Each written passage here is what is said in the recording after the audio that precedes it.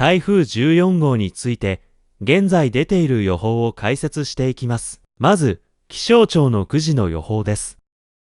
現在1は東シナ海にあり、停滞中、進路は西北西にゆっくり進み、中心気圧は990ヘクトパスカル、最大風速は25メートルとの予報が出てます。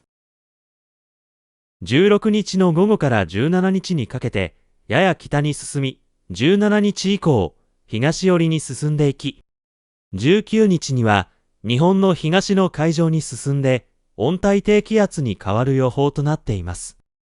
現在の予報では、17日午前に九州北部に上陸、18日に近畿地方、19日に日本の東の海上に進み、温帯低気圧に変わるみたいです。早めの台風対策をお願いします。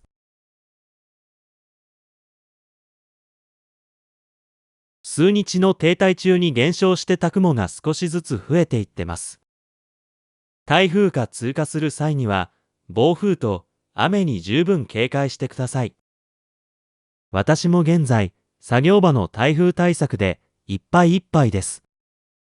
この情報を皆様の生活にお役立てていただけると幸いです。それでは、いちごやけんちゃんの台風情報でした。